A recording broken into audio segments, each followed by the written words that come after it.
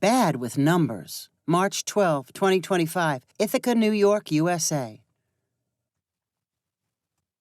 The Chef's Table restaurant leased a prime location close to Cornell University. Its solid reputation among faculty and administrators meant it was usually packed for lunch and dinner. Given the academic clientele, Chef's Table was no stranger to eccentric collections of humanity. Even so, when a handful of senior members from the math department clustered in the lobby for a celebratory lunch, they caught the attention of the restaurant's serving staff. The most seasoned waitress took one glance and said to the assistant manager, "Oh boy, look who crawled away from their chalkboards. Reminds me of a mashup between a chess team and a geriatric Dungeons and Dragons party. Do not put them in my section." "Then where should I put them?" "Anywhere else." Oblivious to being watched, the math professors amused themselves with a European map on the wall. Each recited cities and countries they had visited. Elgin Merriweather was the loudest in the group and the one who had made the reservation. He had hairy ears and thick eyebrows that resembled moths dangling from his forehead. His English accent faded in and out. Pierre Petrov stood alongside Elgin wearing a crimson beret, bow tie, and a tweed jacket. Next to him was Nadir Eke, wearing glasses with lenses so large they looked like two magnifying glasses glued together. His large earlobes sagged like his stomach. Simon Pack rounded out the group wearing something that looked like a silk robe. A handlebar mustache dominated his face, and he laughed nervously after every sentence he spoke. The restaurant's assistant manager gestured toward Sage, the newest waitress. She had a bubbly personality, a pixie haircut, and a tiny nose ring. "Grab that group and find them a table in your section," the assistant manager said to Sage. She obediently walked toward the professors and asked, "Is everyone in your party here? Are you ready to be seated?" Elgin Merriweather spoke up and said, "We've got one more." Then turning toward the door, he spotted a man entering wearing all black, including a turtleneck sweater. His hair was close cropped to his elongated head, which accentuated his oversized beak-like nose. Elgin shouted, "Clemson Tissery's finally here, the man of the hour." "So, that's everyone?" Sage asked. "Yes, my dear. We appear to be assembled." "Then, follow me." After an awkward discussion about who should lead the procession, the 5 faculty colleagues followed Sage through the dining room to a round table near a window. A crisp white tablecloth sat beneath napkins and utensils. The spot was surrounded on 3 sides by already seated diners. Pierre Petrov immediately chose a seat facing the window and stuffed a napkin inside his collar so that the front of his shirt was covered. The other professors filled in spots like it was a game of musical chairs. "Are you here for a special occasion?" Sage asked as she handed out menus. "Dr. Tissery's been appointed as a fellow in our mathematics society," Elgin Merriweather explained. "You could say we're celebrating him as a jolly good fellow." Those around the table chuckled. Sage grinned in a confused way. "Do all of you work at the university?" "Yes, we're all math professors." Elgin Merriweather introduced each person in the group, and they nodded at Sage in turn. "Wow, I'm sure you're all brilliant. I was never very good at math." "Wow, you can probably do calculations in your head just like a computer." The 5 professors smiled smugly, obviously enjoying the compliments from their pretty waitress.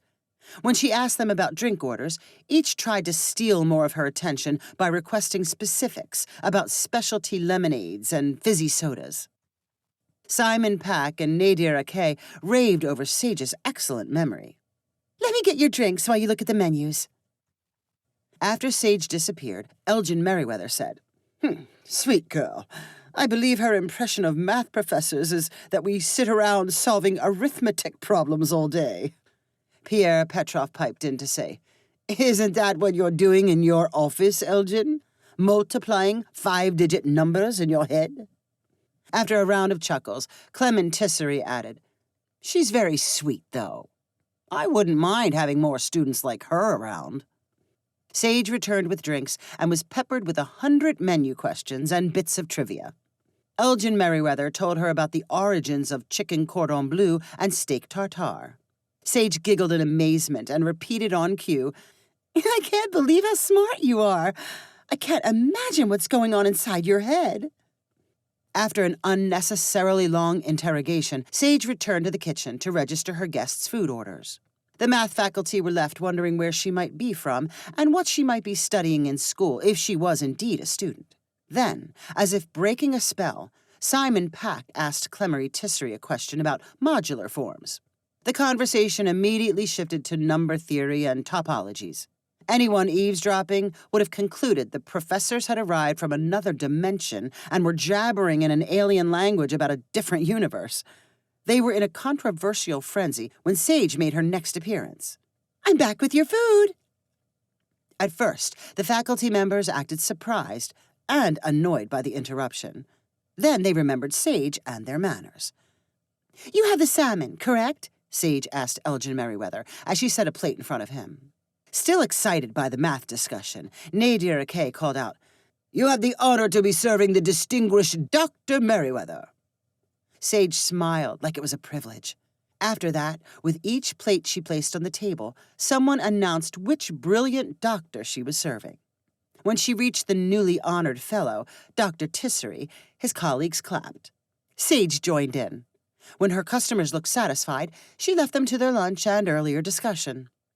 The alien talk restarted, now with bits of food flying from open mouths. Periodically, Sage returned to fill up drink glasses and divert attention spans. 30 minutes after presenting the food plates, she arrived with the bill. If you don't need anything else, let me leave this with you. I didn't split it up or anything. I figured you're all so good at math, you could do it instantly in your heads. I'll just put it here and be back when you're ready. She left the bill on the edge of the table. For the next 5 minutes, the 5 professors tried to revive their math dialogue and ignore the slip of paper. But it was like a mosquito that had landed on a forearm, demanding a response. Any volunteers to take charge of this? Elgin Merriweather asked as he tipped his head toward the bill. No one looked him in the eye, but Pierre Petrov said, It can't be Clement. This is his lunch. We're all paying for him. Then, how about you figure it out, Pierre? Elgin Merriweather said in response. I'd rather not. Oh, bother.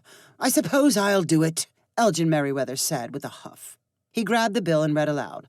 $178.35. How about the 4 of us who are paying split it equally? No one responded positively or negatively. Then let's see, that comes out to be $38.07 each. Simon Pack crunched his nose. That doesn't sound right. Are you dividing by 4 or 5? Elgin Merriweather growled. I need a piece of paper. I swear I haven't done long division since I was in primary school. How about a calculator? Clement Tissery said with a laugh. Yes, if only I carried one around. I believe your phone has a calculator, Pierre Petrov said helpfully. Does it now? Elgin Merriweather and the other 4 math professors pulled out phones and tapped at the screens. I can't find it. Anyone else got it?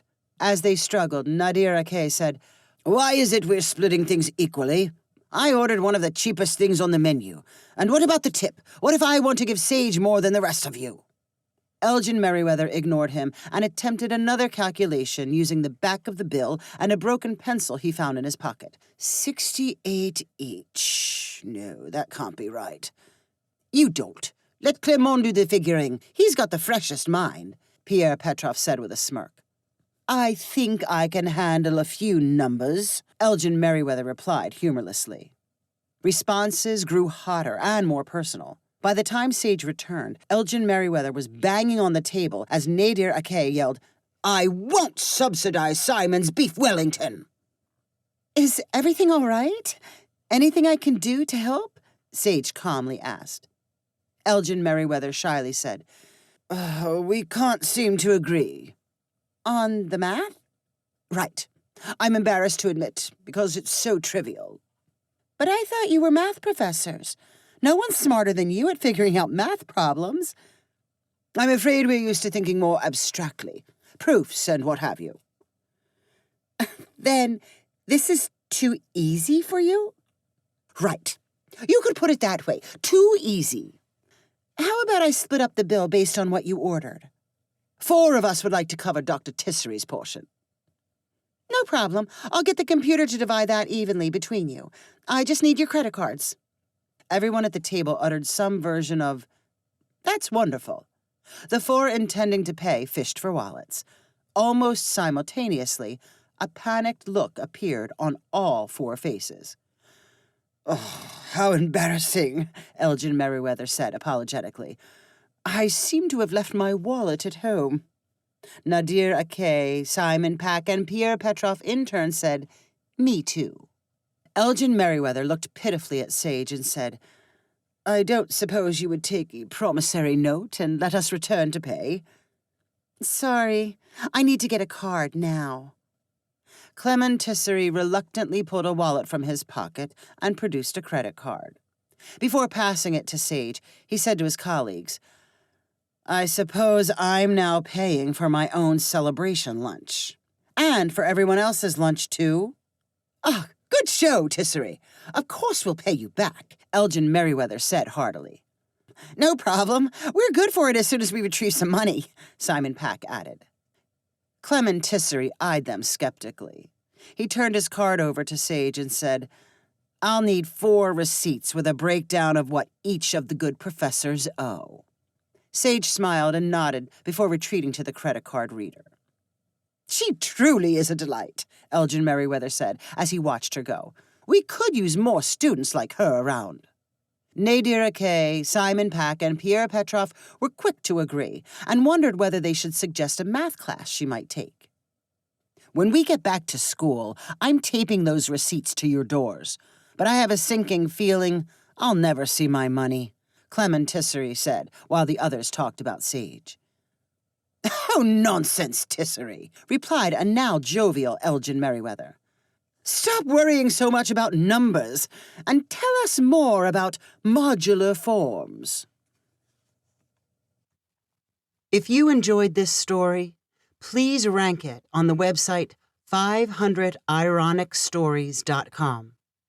Please subscribe on the website to get weekly updates as new stories are posted. And please share with friends using the convenient links available.